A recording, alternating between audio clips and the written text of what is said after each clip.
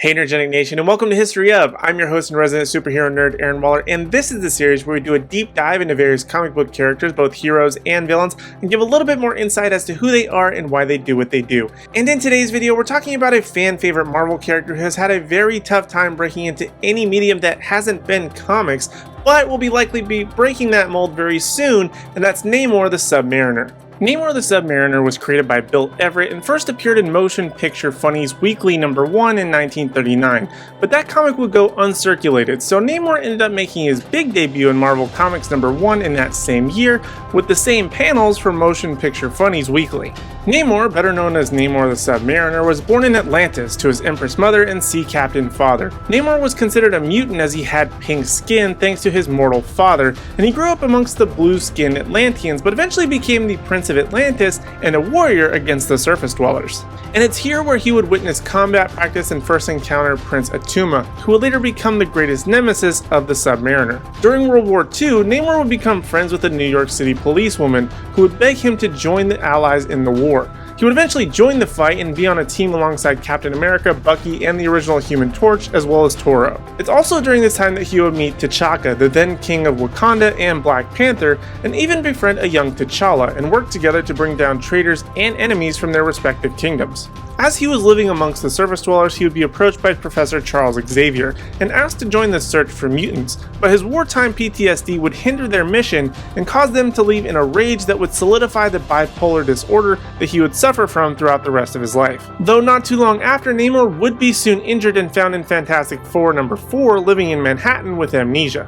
He would eventually regain his memory and become furious upon learning that the original site of Atlantis was destroyed by nuclear testing, its inhabitants having been evacuated. Namor then vows revenge on humanity, but after several attacks are thwarted by superheroes, he finds his people and launches an unsuccessful invasion of New York City in Fantastic Four Annual #1. Prior to Namor's first battle with the Avengers, he comes across a pack of Eskimos worshipping a figure frozen in ice, someone who the Submariner vaguely recognizes from the past, but just before hurling said monolith into the ocean during an outburst of rage, he has a second fight with the Avengers and is approached by the then ally of the war turned adversary in modern times, Captain Steve Rogers, and the two end up catching up about life and time since the war.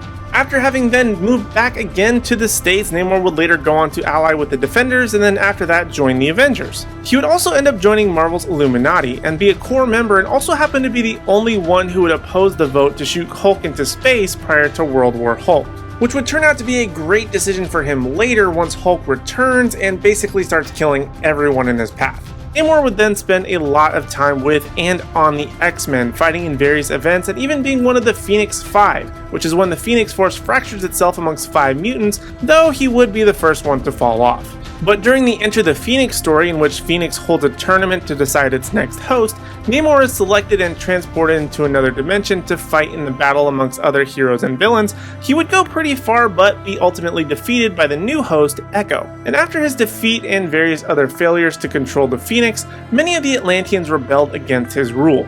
But after a surprise attack by a then brainwashed She-Hulk, Namor would fight her and become convinced to rejoin the Avengers to stop the Masters of Evil and the Council of Red. Now, in terms of appearances outside of comics, Namor has been in various video games such as Marvel Ultimate Alliance, where he was a non-playable character, but he was playable in 1991 Spider-Man arcade game and various other Marvel mobile games. In regards to television appearances, Namor has mainly kept it animated, having several appearances such as in Spider-Man and His Amazing Friends, and both the 60s and 90s Fantastic Four cartoons. And despite the popularity and significance of the character in the comics, Namor has not really appeared in live action, and most films about him that come remotely close never see the light of day.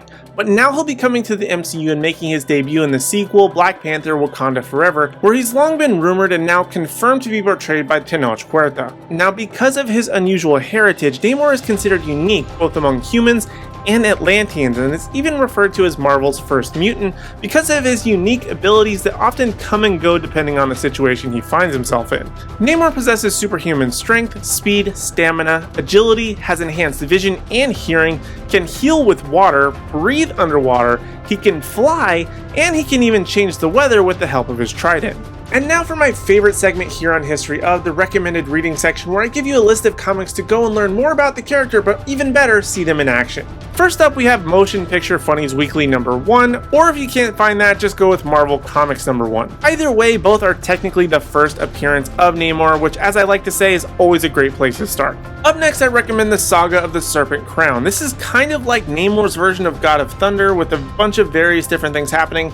I don't want to spoil it for you, that's just the best way that I can describe it, just check it out. Up next, we have the Saga of the Submariner. This is a great origin and full telling of Namor's story, kind of from start to finish with a lot of details. If you want to get to know him the best, this is an excellent pickup. And finally, I would recommend reading Namor the Submariner run from 1990. This is where Namor really started leaning more into the hero side. He's always been towing that line for a long time, but he really starts to go down the hero's route and hero's journey starting with this series. So those are some of the major things you need to know about Namor the Submariner. I barely scratched the surface with this character. This is very surface level things about him. There is so much history that I didn't even get to cover in this video, otherwise it would be way longer. So I highly recommend going out to check out the recommended reading comics, as well as various other Namor the Submariner comics that you possibly can get your hands on. But I still want to hear from you in the Nerdgenic Nation. Was there anything in this video you may not have known before? Let me know down in the comment section down below, and while you're down there,